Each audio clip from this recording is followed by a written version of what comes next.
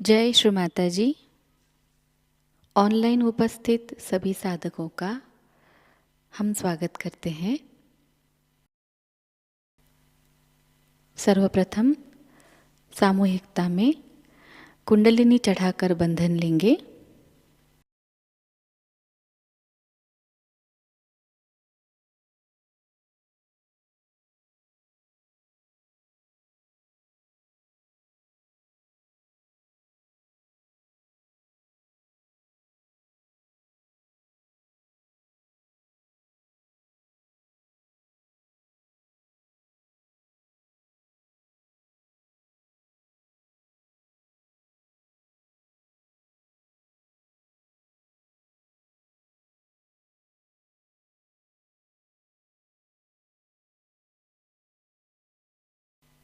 तीन महामंत्र और श्री गणेश मंत्र का उच्चारण करेंगे।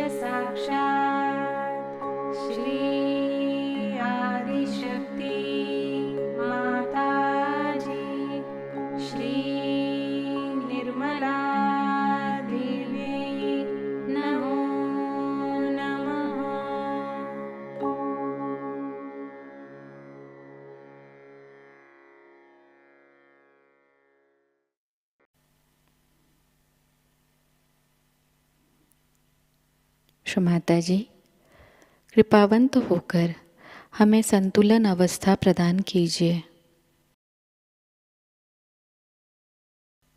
श्री माता जी, कृपावंत होकर हमें निर्विचार अवस्था प्रदान कीजिए।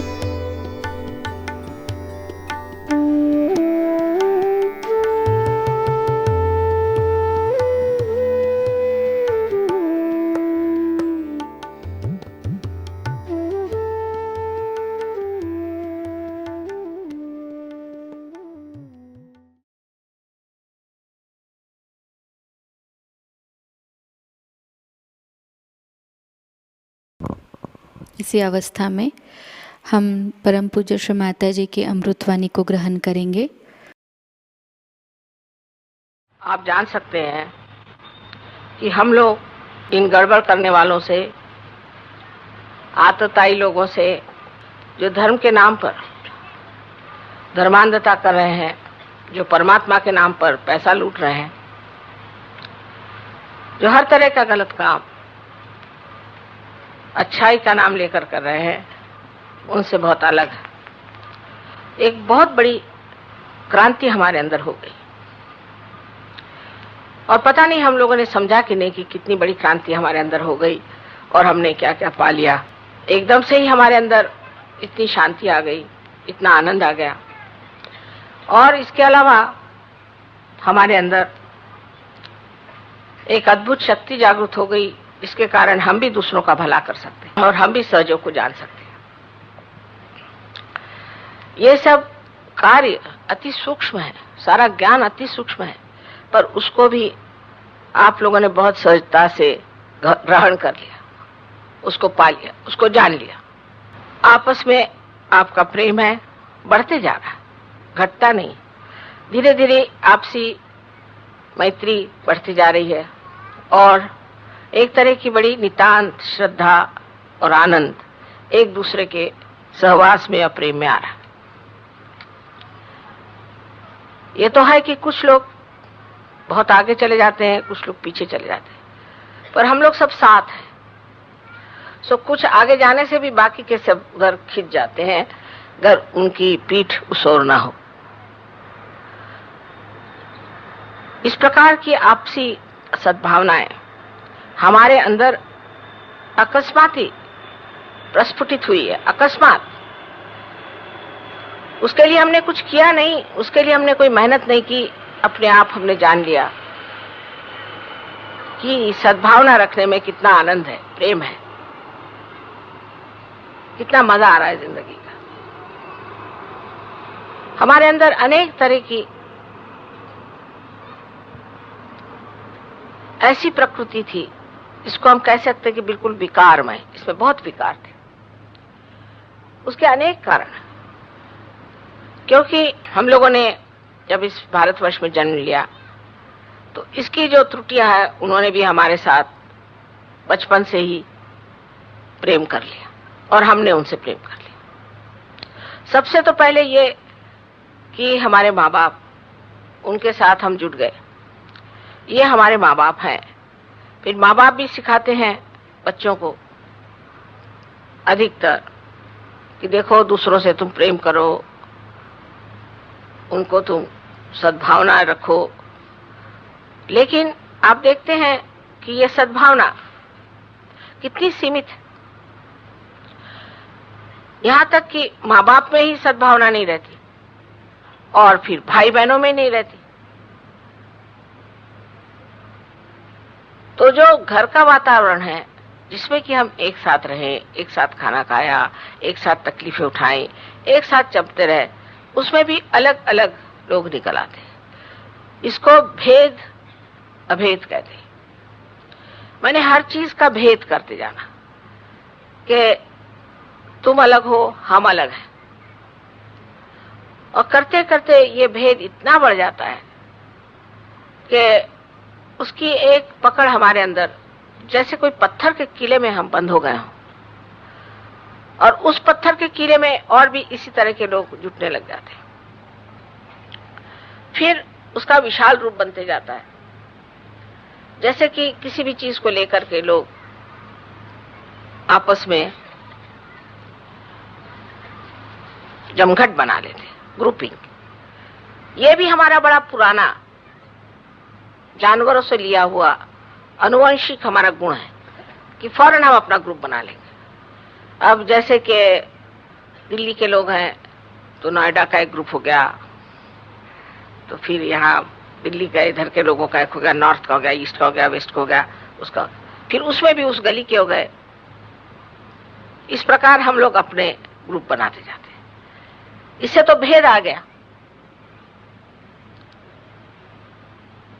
अब जब इस क्रांति का सत्य स्वरूप यह है कि इसमें सारा संसार एकाकारिता को प्राप्त करें,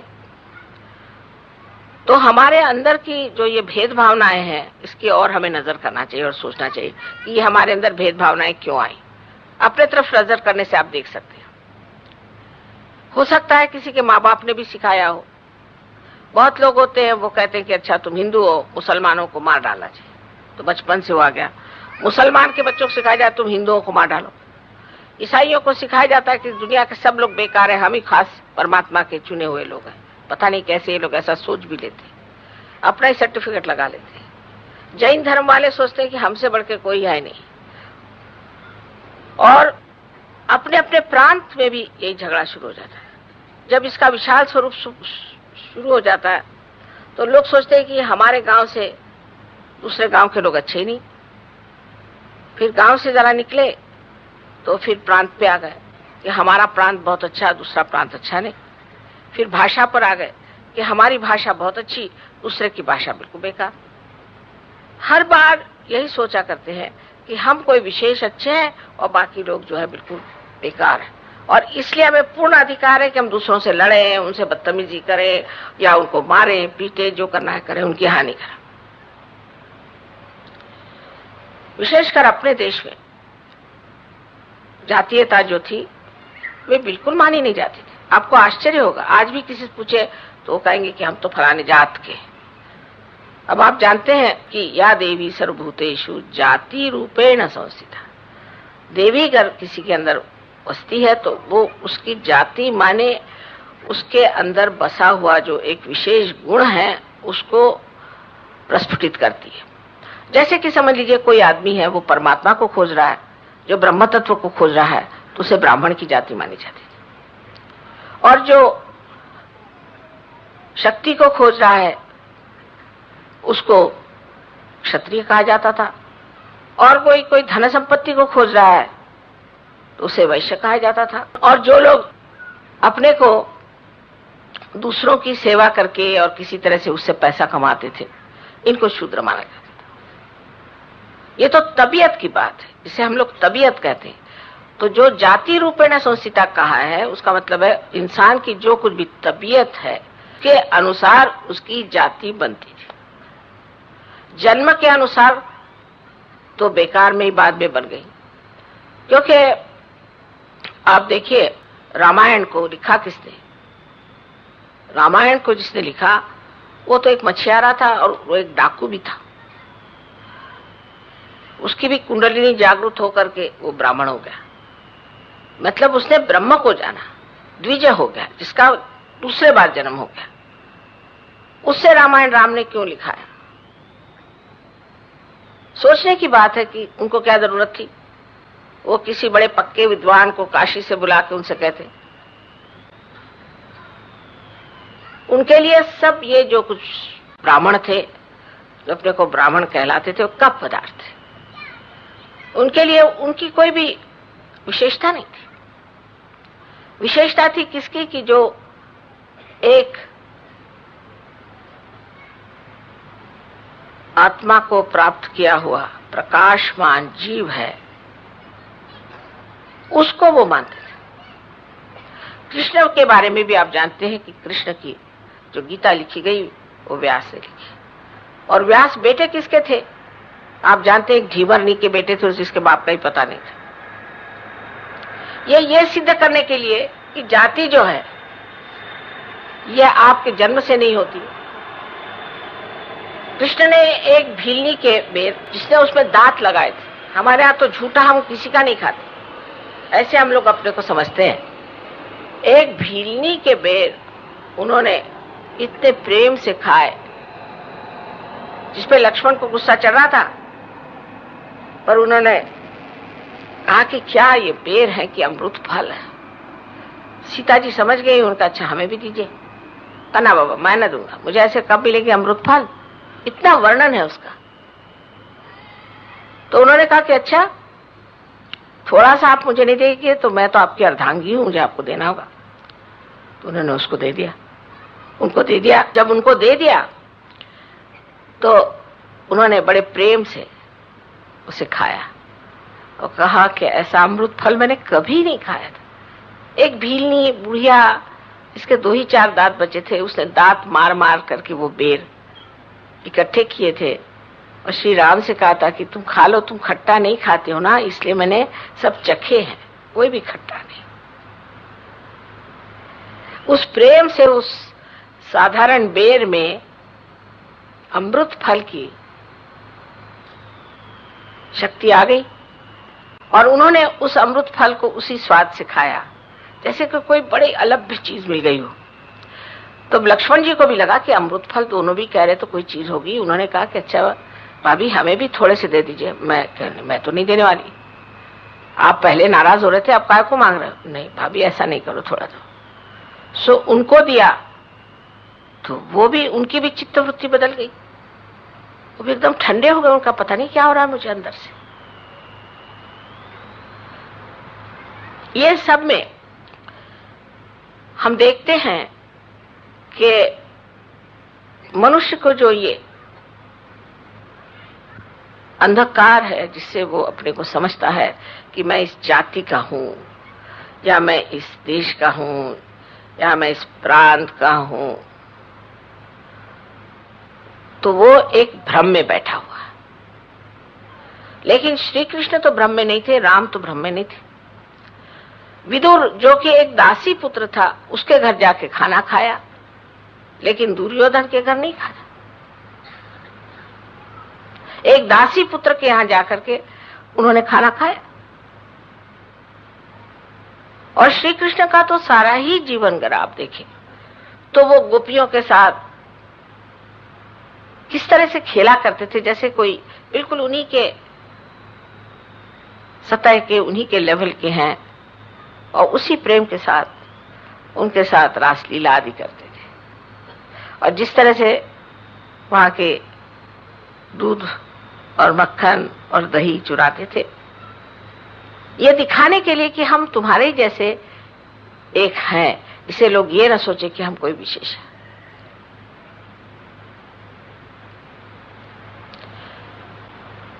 सो दुर्भावना जागृत होने का मुख्य कारण यह है कि मनुष्य जब सोचता है कि मैं को विशेष हूं, ये इसका तत्व है। अगर आप अपने को विशेष समझते हैं या दूसरे से अच्छा समझते हैं, इसका मतलब है कि आप अच्छा बिल्कुल नहीं। क्योंकि जो अच्छा होता है वो क्यों सोचेगा कि मैं अच्छा हूं, क्योंकि वो है ही अच्छा। जैसे आप इंसान हैं, आप क्या ये सोचते हैं कि मैं इंसान हूं, मैं इंसान हूं, मैं इंसान हूं? मैं तो इंसान हूं ही। आपको कोई सोचना नहीं पड़ता, क्योंकि आप है ही इंसान, बात कोई जानवर तो है नहीं। लेकिन अपने को कोई विशेष समझ लेना कि मैं दूसरों से बहुत अच्छा हूं, दूसरी जाति से बहुत अच्छा हूं। जाति तो है ही नहीं चीज, जैसे मैंने आपसे बताया, तो भ्रम। दूसरे देश के लोगों से अच्छा हूं, दूसरे प्रांतों के लोगों से अच्छा हूं, किसी न किसी बहाने मैं अच्छा। फिर ऐसे कुछ अच्छे इकट्ठे हो जाते, और होने के बाद में सांप्रदायिकता, धर्मांधता आदि चीजें आकर के इस अंधता के कारण कि मैं किसी से अच्छा हूं, कि मेरे से कोई और अच्छा नहीं, या 2-4 और भी हैं मेरे जैसे अच्छे। इसलिए मनुष्य के अंदर कभी भी सद्भावना किसी के प्रति नहीं आ सकती, क्योंकि सद्भावना का ही मतलब है कि सत्य के प्रति भावना, सत्य के प्रति भावना होना। अब आपके अंदर सत्य प्रकट हो गया, आपने जाना कि चारों तरफ परम चैतन्य है, आपने जाना कि आपकी कुंडलिनी जागृत हो गई, आपने जाना कि आपके अंदर ये शक्ति है, और आपने पहचाना कि सत्य क्या है। लेकिन सत्य के प्रति भावना होना ये बड़ा अच्छा ही एक तरह से विचार है, क्योंकि सत्य जो है ये तो अपने बुद्धि से जाना जाता है या सेंट्रल नर्वस सिस्टम से जाना जाता है, जिसे हमें कहना चाहिए कि सत्य को हम चैतन्य से जानते हैं जब वो बहने लग जाता है। लेकिन भावना जो है ये भाव से आता है, माने अपने हृदय से। हम सत्य को तो जानते हैं, हम सत्य को जानते हैं, अब तो जान गए, उसका हमें बोध भी हो गया, लेकिन अभी तक वो हृदय से भावना आई नहीं। जब तक हृदय और बुद्धि का सामंजस्य सहयोग में आपके नहीं होता है, तब तक आप बहुत ही आधे अधूरे सहयोगी हैं।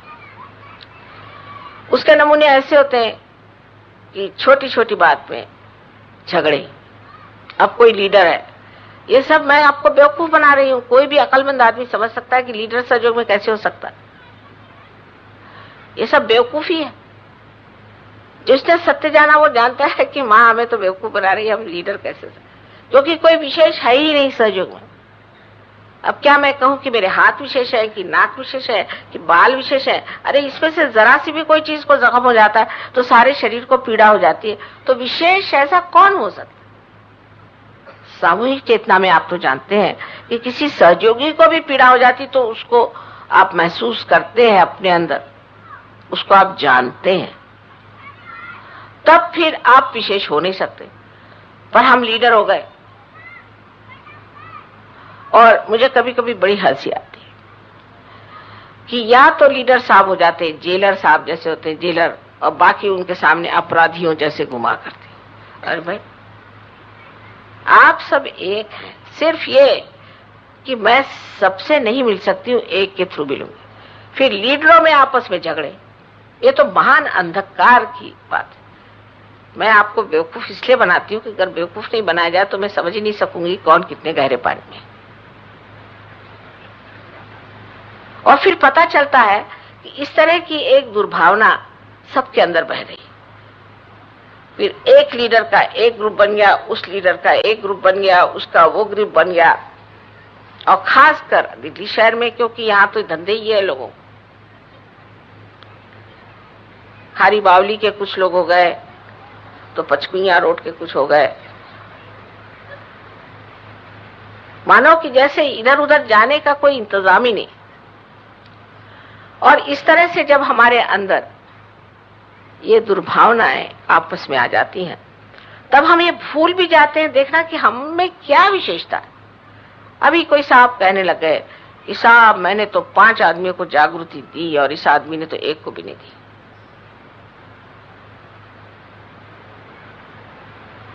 आप लोगों को मेरे सामने तो हंसी आती, और कभी कभी आप लोग भी इस चक्कर में आ ही जाते कि हम तो ऐसे, हम में ये विशेषता है, हमने ये कर लिया। इसका मतलब ये है कि अभी आप अकर्म में उतरे नहीं, अभी भी आपको लगता है हम कर्म कर रहे हैं। अहंकार के आप सहारे चल रहे हैं, और ये बड़ा ही झूठा अहंकार है जो असत्य से आप प्राप्त किए हुए। पर सत्य की क्या विशेषता है? सत्य की विशेषता पहले समझना चाहिए और फिर भावना की। सत्य में आप जानते हैं कि आपने प्राप्त किया है अनेक शक्तियों को। सत्य ये भी है कि आपके जीवन में ऐसे अनेक अनेक चमत्कार हुए हैं कि जो आप बताते हुए अघाते नहीं। को ऐसा लगता है कि अभी तो खत्म ही नहीं हुआ, हमें तो ये भी हुआ चमत्कार, ये भी हुआ, मां आपकी कृपा से वो भी हुआ, मां आपकी कृपा से ये भी हुआ। ये तो सब आप लोग कहते रहते हैं। सत्य के प्रकाश में सारी ही चीजें सुलझती है, और आप जानते हैं कि हमारे ऊपर परमात्मा का हाथ है, वो हमें संभाल रहे हैं, वो हमें हाथ पकड़ के ठिकाने ले जा रहे हैं। वो हर चीज का किस तरह से एक एक जो भी प्रश्न हमारे सामने है उसका कैसे हल बना रहे हैं। फिर आप धीरे धीरे जानते हैं कि किस तरह से हम लोगों ने एक दूसरों को जाना। जैसे अंधेरे में हम बैठे हैं तो हम जानते नहीं कौन कहाँ बैठा है, कौन कहाँ बैठा है। अगर आप उठ के चलने लग जाए तो एक इस पर गिरेगा, वो उस पर गिरेगा, पर वही प्रकाश आते ही आप जान जाते हैं प्रकाश में कि नहीं, हम यहाँ बैठे, वो वहां बैठे। अगर हम उन पर कूदेंगे उनको भी चोट लगेगी और हमको भी चोट लगेगी। सत्य से जो केवल सत्य है, उस सत्य से हम जो अपने पारस्परिक संबंध है उनको बहुत खूबी से समझ लेते हैं।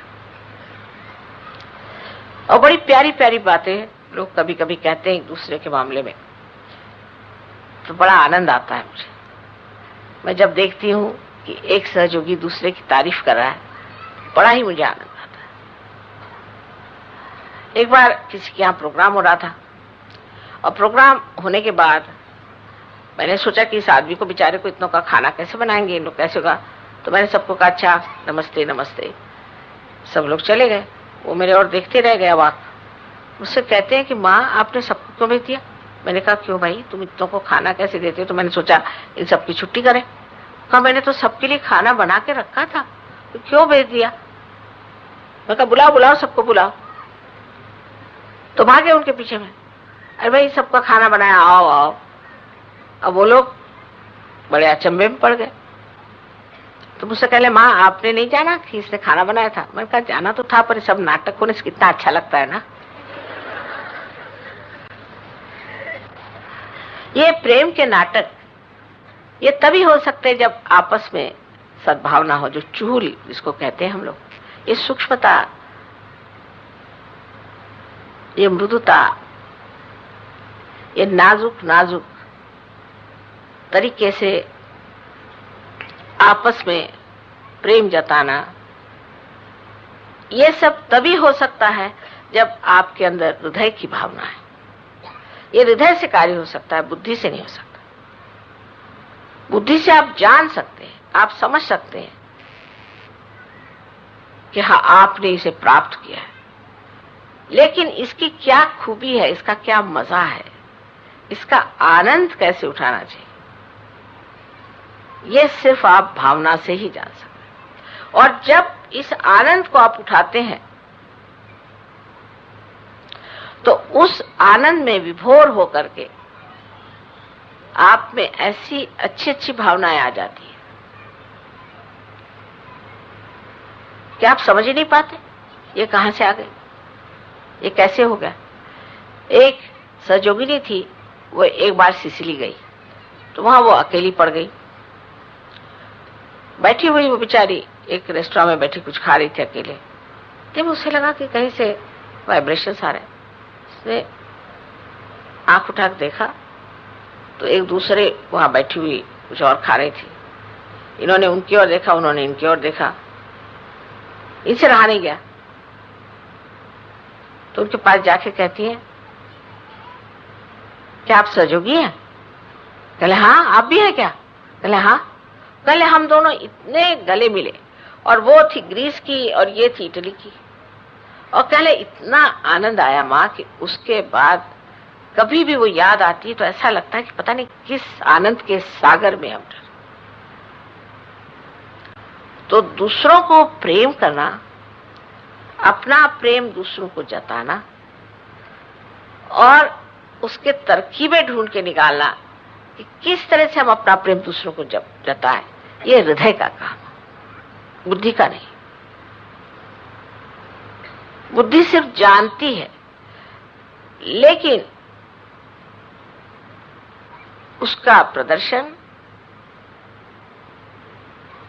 उसकी वाच्यता, माने उसके बारे में कहना, जताना, बताना, जिसे एक्सप्रेशन कहते हैं, वो हृदय से ही हो सकता है। आपने बहुत कुछ जान लिया और आप उसको जता नहीं सकते, तो क्या फायदा हुआ? ऐसे जानने का क्या फायदा? छोटी छोटी चीजों से आप जता सकते हैं। और सब लोग जब आपस में इस तरह से बहुत बारीक बारीक विचार करके एक बड़े सूक्ष्म धागे में बनते जाते हैं तो बड़ा ही आनंद आता है।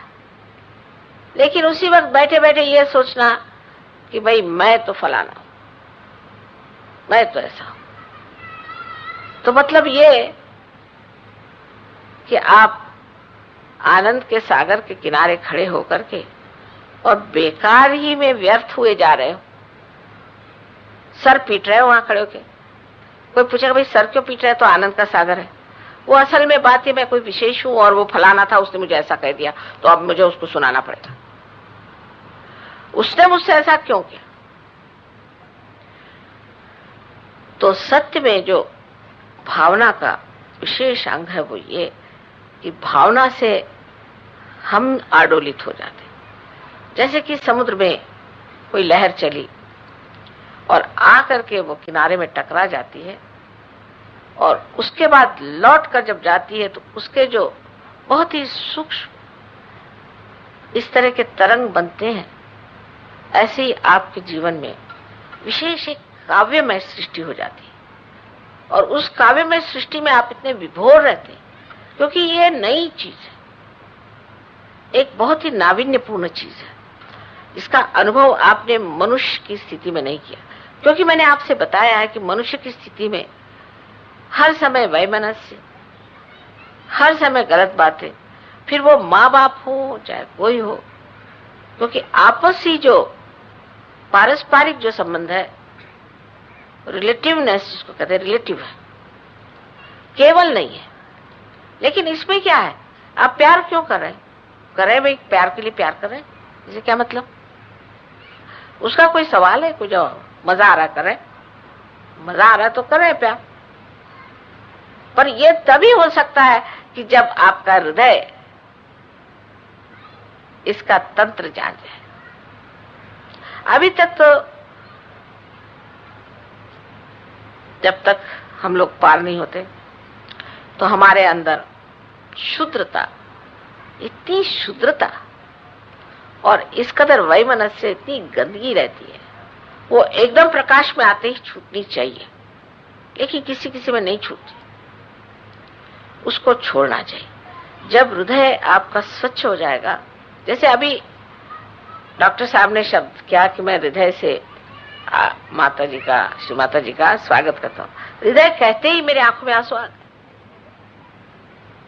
इतनी ऊंची चीज परमात्मा ने आपको दी है हृदय, और आत्मा का वास भी हृदय में ही है।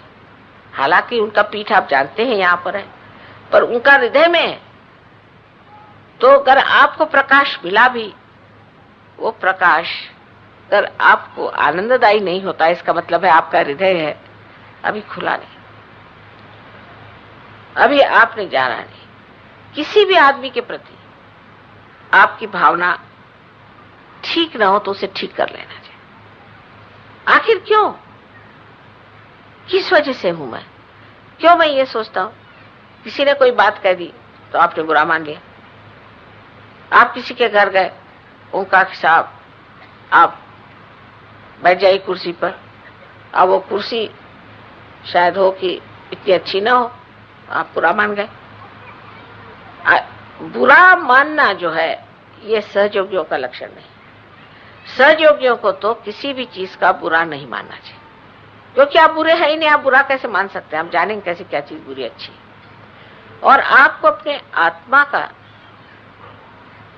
जो आराम है उसको जानना चाहिए, क्योंकि आत्मा का हृदय में वास है और आत्मा को किस चीज से आराम होता है वो जान लेना चाहिए। ये बात मैं इसलिए कह रही हूँ कि अब तो बहुत दिल्ली वालों ने इतनी प्रगति कर ली है सहयोग में कि अब लोग घबराते नहीं, लेकिन पहले तो सोचते थे कि ये मोहम्मद गजनी आ रहे हैं गणपतिपुरे में, ऐसे लोग घबराते थे बहुत ज्यादा, क्योंकि आते साथ झगड़ा ये कि ये कमरा मेरा और वो कमरा तेरा। वहां 2 दिन के लिए आप आए, हज में जब जाते तो रास्ते में पड़े रहते लोग। पहले जमाने में जाते थे हिमालय तो क्या हालत उनकी होती थी। अब गणपतिपुरा आने पर इनको 5 स्टार होटल चाहिए, फिर खाने का कुछ इंतजाम ठीक नहीं, उन्होंने खाना अच्छा नहीं बनाया। अरे भाई क्या खराबी हो गई? नहीं, वो लखनऊ में बड़े अच्छे कबाब बनते थे, ये क्या कबाब बन रहे हैं? तो आप ले आते लखनऊ वाले, उस पर झगड़ा, जायका ठीक नहीं। ये क्या बना रखा है इन लोगों ने, किस तरह से जमा रखा है, कुछ इनको समझ में नहीं आता। माने हर समय हर एक चीज पे प्रतिक्रिया करना, रिएक्ट करना, जैसे कि हम कोई विशेष है, हमको बड़ा अधिकार है हर एक चीज में। ये क्या लगा रखा है, ये क्या रंग लगा रखा है, ये कैसे बना रखा है। करना धरना कुछ नहीं, बैठे बिठाए अपने कुर्सी पर सबको बकते रहना कि ये ठीक नहीं है तो वो ठीक नहीं।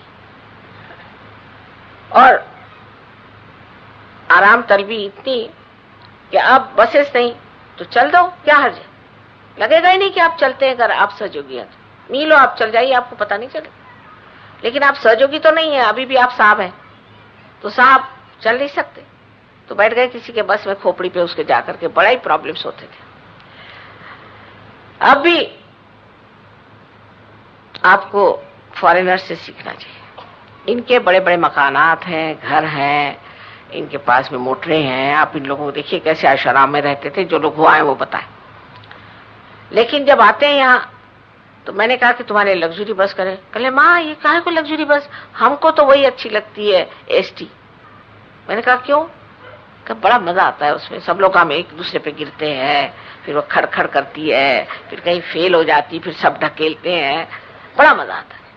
और ये तो लग्जरी बस में कुछ मजा ही नहीं आएगा, इसमें कोई घटना ही घटित नहीं होंगे, कोई इवेंट्स ही नहीं होंगे, तो हमें क्या मजा है।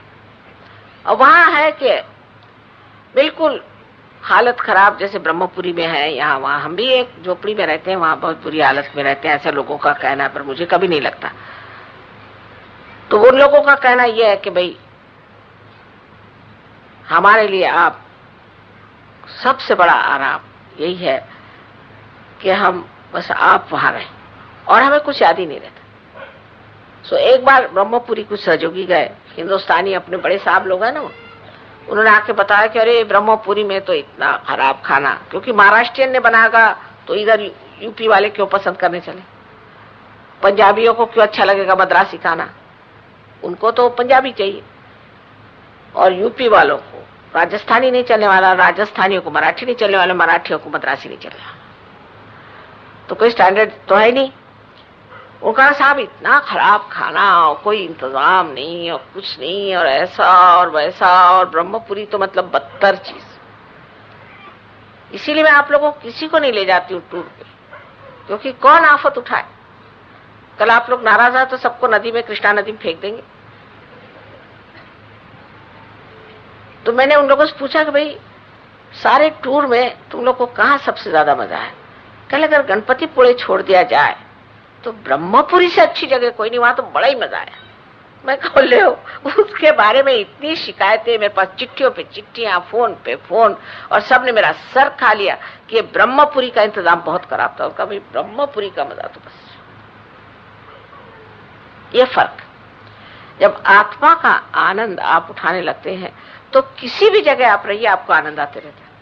बस यही है कि सब मजेदार लोग हैं आपस में, बस हंसी खेल हो रहा है, कहीं कुछ हो रहा है। अब वो चीज को हमें भी समझना चाहिए, हम लोग कौन बड़े साहब हैं,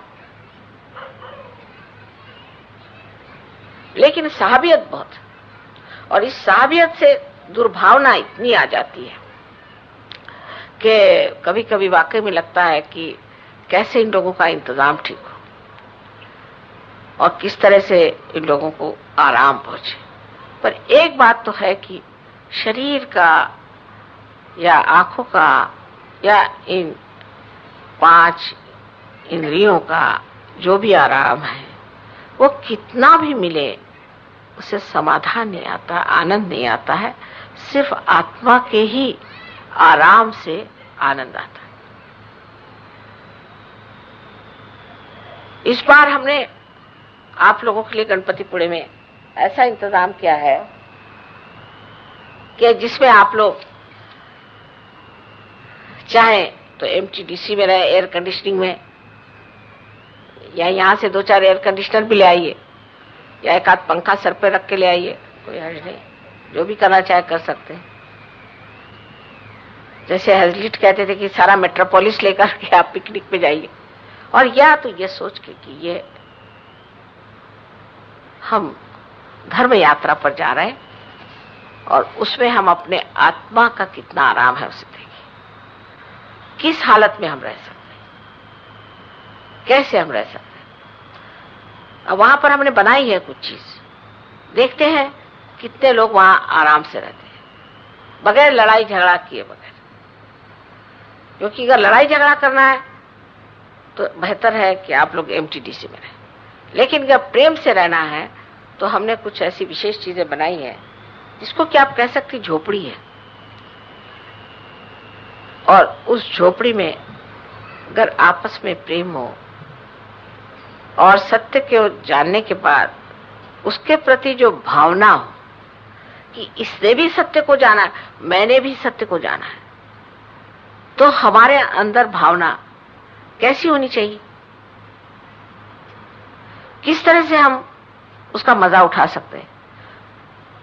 तो उस नतीजे पहुंचना चाहिए कि एक तो आत्मा का आनंद जो है वो सिर्फ दूसरे के आत्मा के आनंद से ही आ सकता है, और कोई तरीका नहीं। अगर दूसरे के आत्मा को आप समझें और उसके प्रति प्रेम रखें, अब ये भी कोई बुद्धि का काम नहीं है, ये भी मैं सोचती हूँ स्थिति होती है, ये एक स्थिति है, और इस स्थिति में आपको उसका आनंद आ जाता है। अब जैसे है अपने यहां जातीयता की इतनी बीमारी कि एक साहब थे, वो बेचारे शेड्यूल कास्ट बड़े भारी सहयोगी है हमारे महाराष्ट्र में। अब उनकी शादी आप हिंदुस्तान में तो कहीं कर ही नहीं सकते, कौन करेगा उनके लड़की की शादी, कोई नहीं कर सकता। वो भी बड़ी अच्छी है, देखने में भी सुंदर है सब, कोई नहीं उनसे शादी करना चाहता। और फॉरेनर्स को भगवान की कृपा से जातीयता न होने के कारण फौरन उनसे शादी कर ली, उनके इंतजार में बैठे हुए हैं वहां पर। और वो एक एम्बेसडर के लड़के हैं, वो कह रहे कि पता नहीं कब आएगी, मैं तो इंतजार कर रहा हूं। और उसकी बहन भी उस पर ही है, उनके फादर भी चाह रहे हैं कि कब आएगी पता नहीं, उसकी मदर भी चाह रहे हैं कब आएगी। लेकिन हमारे यहाँ कोई अगर कहे कि कोई भी आदमी एक शेड्यूल कास्ट के आदमी के लड़की से शादी कर ले तो हो गया। माने अभी भी ये चीजें हमारे अंदर चिपकी हुई हैं, बहुत ज्यादा हमारे अंदर चिपकी हुई है। और हम अब भी सोचते हैं कि हम फलाने जाति के हैं, हम अलग जाति के हैं, इस जाति के हैं। असल में शर्म आना चाहिए, क्योंकि देखिए अपनी जाति की ओर देखिए। अब जैसे मैं ईसाई धर्म में पैदा हुई, लेकिन हमारा जो कुल है वो आप जानते हैं ना, शालीवाहन का था, तो उसमें हम लोगों को 96 कुल के कहते थे। ये 96 कुल एक बीमारी है हिंदुस्तान, मेरे विचार से। और मुझे शर्म आती कभी कहने को मैं 96 कुल की, क्योंकि इस कुल में 96 तो नहीं, 100 बुराइयां होती कम से कम, और एक भी अच्छाई नहीं होती, 100% बुराइयां होती 96 कुल में। अब आप अपने और भी देख लीजिए, माने इनमें एक ही काम करते हैं लोग, लड़कियों को शादी करना। उसके मामले में बहुत, कहाँ शादी होगी, किससे शादी होगी, किसके घर में होगी, और फलाना होगा, ढिकाना होगा, इसके सिवाय और दूसरा काम करते हैं शराब पीना, तीसरा काम करते हैं औरतों को मारना। और पैसे वाले लोग होते हैं तो उससे जो कुछ भी बुराइयां कर सकते हो करते। मैंने आज तक नहीं सुना कि 96 कुल के किसी भी आदमी का नाम कहीं हुआ है, नहीं किसी आदमी के बारे में एक कहते हैं कि उन्होंने एक किताब लिख दी, नहीं 96 कुल के किसी बच्चे ने या लड़के ने कोई वीरता दिखाई। ये 96 कुल ऐसा खराब कि शिवाजी महाराज को भी इन्होंने कहा कि ये 96 कुल के नहीं है तो इनका राज्याभिषेक नहीं हो सकता। तो फिर गागा भट्ट जो कि बड़े माने हुए विद्वान थे और पहुंचे हुए पुरुष थे, वो आए, उन्होंने उनका राज्याभिषेक किया। बताइए, शिवाजी के पांव के धूल के बराबर आप नहीं, और आप सबने पता नहीं क्या सोचते। और फिर ब्राह्मणों ने जिस तरह से छलाया लोगों को, ज्ञानेश्वर जी को छला और उनको छल छल करके इतना सताया कि उन्होंने 23 साल में समाधि ली। इतना ऊंचा आत्मा इस संसार में आया और खत्म हो गया, ये जातीयता की वजह से और ये विचार से कि ये काम गलत है, वो काम गलत है। और जैसे आप ही बड़े ठेकेदार हैं हर अच्छे करने का, आपका अपनी तरफ तो नजर नहीं कि हम क्या। तो सच सोचना चाहिए कि क्या मैं जमीन पे सो सकता हूं बगैर तकिया लिए? क्या मैं कोई शूद्र हो तो उसका विचार न करते उससे विवाहित हो सकता हूं?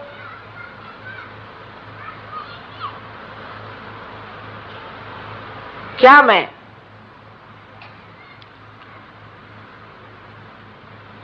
किसी भी जगह पूरा आराम से रह सकता हूं? किसी भी परिस्थिति में मैं सुख उठा सकता हूं? क्या मैं कोई भी बड़ा अपने को समझ ले तो उसके सामने मैं अपने गौरव में खड़ा हो सकता हूं? और कोई अपने को कितना भी नीचा समझ ले तो उसका मैं मान कर सकता हूं? नहीं तो हम गधे जैसे हो जाएंगे कि हमारे से सामने कोई चले तो उसको कान पकड़वा दिया, पीछे चल रहे उसको लात मारे। गधे में और सहयोगी में फिर फर्क क्या रह जाए? लेकिन गधा है, कहीं भी बैठ सकता है, कहीं भी सो सकता है। कम से कम वो गुण गधे का सीख ले तो बड़ा अच्छा हो जाए।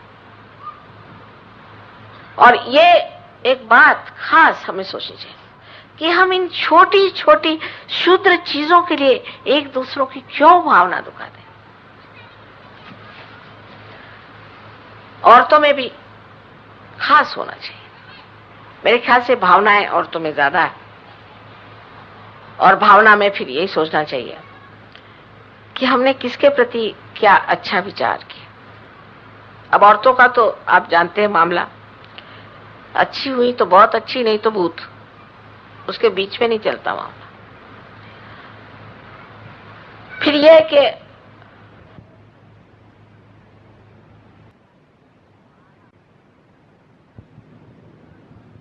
तो उनका विवाह हमने किया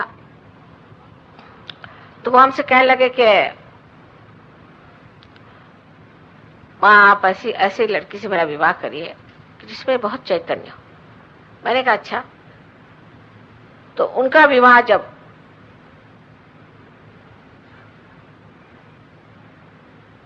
हमने एक लड़की से तय किया जिसमें वास्तव में चैतन्य बहुत था, लेकिन वो बिल्कुल देखने में कहना चाहिए सुंदर नहीं थी। सुंदर तो थी मेरे दृष्टि से, लेकिन हो सकता है कि संसारिक दृष्टि से ना हो, लेकिन उससे इतना चैतन्य बहता है कि मुझे उस पर पैर ही चढ़ता था हमेशा। और ये महाशय मतलब अंग्रेज है, ऊंचे पूरे, दिखने में बहुत खूबसूरत है।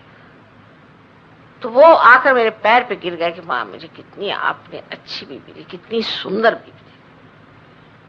और सब लोग कह रहे थे मां ये आप क्या करें। मैंने कहा देखो भाई तुम ही देख लो सामने। कहले ये कैसा जोड़ा है, बेजोड़। मैंने कहा अब सबसे अच्छा जोड़ा ये, और वो लंदन में रह नहीं सकते, भाग भाग के 3-4 बार आ चुके अभी। कहते उसके साथ रहो तो ऐसी शांति रही। कितनी मुझे अपनी प्यारी बीबी दे दी, क्योंकि चैतन्य का महत्व और आत्मा का पारस्परिक संबंध जिसने समझ लिया, वो ये सब क्षुद्र क्षुद्र छोटी छोटी बातों में उलझकर रम ही नहीं सकता, उसको अच्छा ही नहीं लग सकता। तो अभी हमें बहुत बदलना है। शरीर की बात मैंने करी कि शारीरिक आराम और शारीरिक उसका विचार हुआ, ठीक है, उसी में रमे रहो, पर गति आपकी ठीक नहीं हो सकती, उससे आप कोई प्रश्न हल नहीं कर सकते। तो आप लोग तो इस भारतवर्ष के लिए एक आदर्श लोग हैं, ऐसे सभी कहते हैं, पर मैं तो ये सोचती हूं कि आप सबके लिए एक लीडर्स हैं, सबके सामने एक प्रतीक रूप से आप खड़े हैं कि सबको कैसा होना चाहिए। और आपको खुले आम इस बात पर कहना चाहिए कि साहब ये जातिवादिता ये सब पाखंड है, हमको बिल्कुल विश्वास नहीं। हम तो किसी भी धर्म के नहीं, हम तो निर्मल धर्म के हैं, बस हम किसी चीज को नहीं मानते, खुले आम। लेकिन अब भी सहयोगी चाहेंगे कि अगर पंजाबी लड़की तो पंजाबी से शादी करे, क्योंकि फिर वो उसको बोल सकती है बार बार पंजाबी में जो कुछ बुरा बोलना है उसकी सास। क्योंकि और कोई भाषा वाली आई, समझ ले मराठी आई, तो उसको समझ में नहीं आएगा, वो बोलेगी क्या बोल रहे हैं मुझे समझ नहीं आ रहा, तो ये तो बहुत ही बुरा हो जाएगा, इनका कार्य ही नहीं पूरा हो सकता। तो चाहेंगे कि उसी जाति की आए, और फिर उनको भी कहेंगे कि भाई तुमने भैया बीच पे ये नहीं भेजा, फलाने में ये नहीं भेजा, दिवाली में वो नहीं भेजा, फलाने में ये नहीं किया। लेकिन अगर आपने परजाति की औरत कर दी तो वो कहेगी भाई हमारे यहाँ तो रिवाज ही नहीं है, तो हम कैसे करें। पर वो बहुत ही मुश्किल काम है, परजाति में शादी करना हिंदुस्तानियों का बहुत ही मुश्किल काम है। क्योंकि जैसे ही प्रजाति में शादी हो जाती है तो वो एकदम से अकड़ जाते हैं, पता नहीं उनको क्या सांप सूंघ जाता है, कहना चाहिए सांप सूंघ गया। अभी हमारी एक सहेली है, अच्छी पढ़ी लिखी डॉक्टर है, तो जब बड़ी अच्छी खुश मिजाज औरत थी, इस बार बम्बई में मिली तो एकदम उसको सांप सूंघ गया। मैं कहा क्या हो गया भाई तुमको, तुम बन के बैठो। मैंने कहा क्या हुआ, महाराष्ट्रियन है वो। अरे भाई क्या बताएं, बहुत आफत आ गई। मैंने कहा क्यों, मेरे लड़की ने एक पंजाबी से शादी कर ली। अच्छा कौन पंजाबी, नाम बताया, उनको भी मैं जानती हूँ, उनके माँ बाप को भी सांप सूंघ गया, इनके भी माँ बाप को सांप सूंघ गया। अब कब तक भी अभी भी ठीक चल सकते हैं अगर इस तरह की भावना हमें एक दूसरे के प्रति। तो शारीरिक इस पर भी बहुत होता है। बहू ने मुझसे ये नहीं पूछा, सवेरे मुझको उसने चाय नहीं पूछी, फिर मैंने उसने ये नहीं पूछा, फिर मुझसे ये नहीं किया। फिर हम वहां गए तो गणपतिपुणे में वहां कोई हमारे लिए हार लेके नहीं खड़ा हुआ, माता जी की आरती करी, हमारी कोई आरती नहीं करी। और माता जी को तो इतना अच्छा कमरा दे दिया और हमको तो इतना अच्छा कमरा नहीं दिया। तो अच्छा बाबा तुम आके अंदर हो, मैं बाहर रहती। ये शारीरिक इससे भी बड़े झगड़े, फिर मानसिक झगड़े खड़े हो जाते हैं कि मन में भावना है बस ये जो एक आदमी है ना माता जी, इसका मेरा पट ही नहीं सकता। अरे भाई क्यों नहीं, वह पट नहीं सकता। अरे भाई क्यों नहीं पट सकता, क्या उसने तुम्हारा बिगाड़ा, कौन सा तुम्हारा उसने घोड़ा मार दिया, तुम क्यों उससे इतना नाराज हो। माता जी बस मत पूछे, उसको तमीज ही नहीं। तो तमीज ने तो कोई हर्ज नहीं, तमीज होना कोई बहुत बड़ी बात है क्या, नहीं है तो नहीं है भाई, देहात का आदमी होगा या किसी और जगह का होगा, आपके देश का नहीं होगा। जैसे हमारे लखनऊ के लोगों को तमीज बहुत ज्यादा है, और उस तमीज में आप फिसल पड़िएगा, लेकिन करेंगे कुछ नहीं, करेंगे कुछ नहीं। कहेंगे क्या, आप हमारे घर खाना खाइए, ये करिए, बाल ये बिल्कुल खाल उतार देंगे, घर पे पहुंचे तो पता हुआ कि तो गायब है।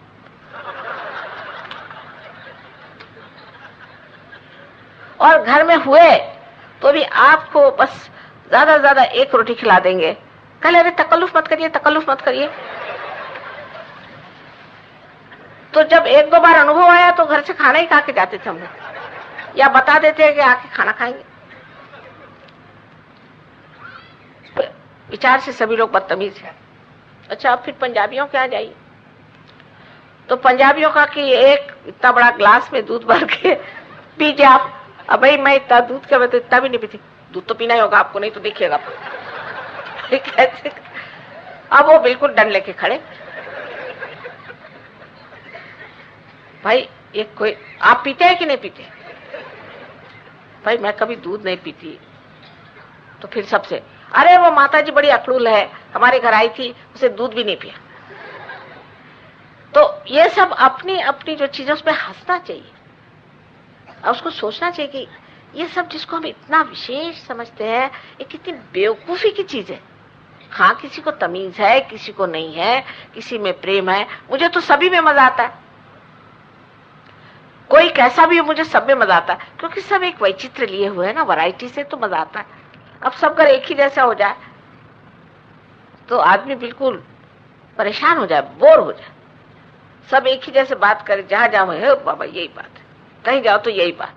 अब कहीं जाओ हरियाणा में तो बड़ा मजा आता है मुझे वहां के लोगों का भी, क्योंकि वो बातें जो करते हैं ना एकदम सीधी सादी, और ऐसा लगता है कि अब एक डंडे से सर ही फोड़ने वाले।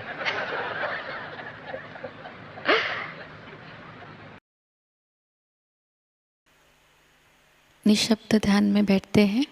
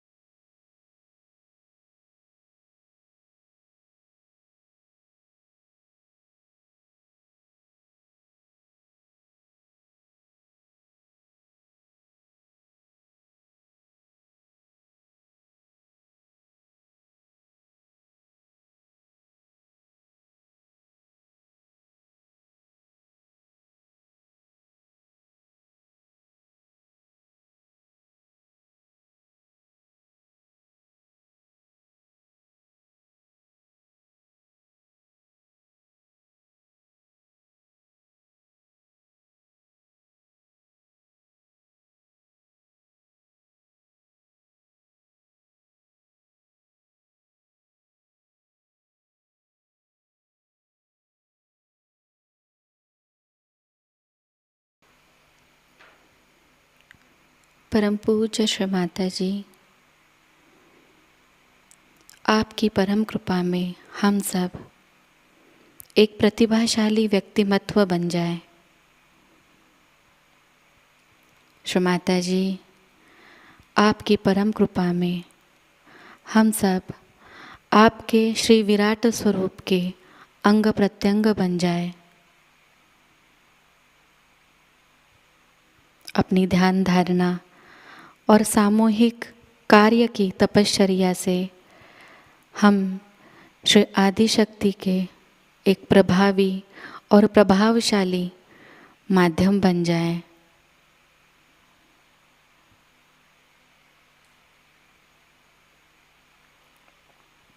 परम पूज्य श्री माता जी, आज का यह सामूहिक ध्यान हम आपके श्री चरणों पर समर्पित करते हैं। कृपावंत होकर हम सबको और इस संपूर्ण विश्व को आशीर्वादित कीजिए।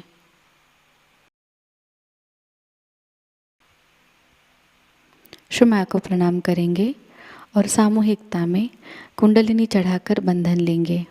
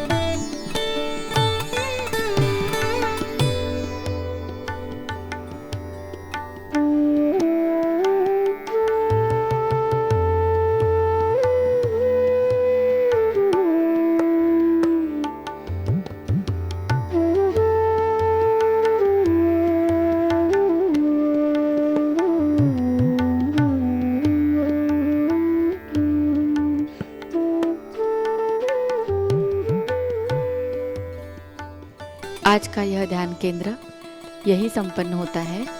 जय श्री माता जी।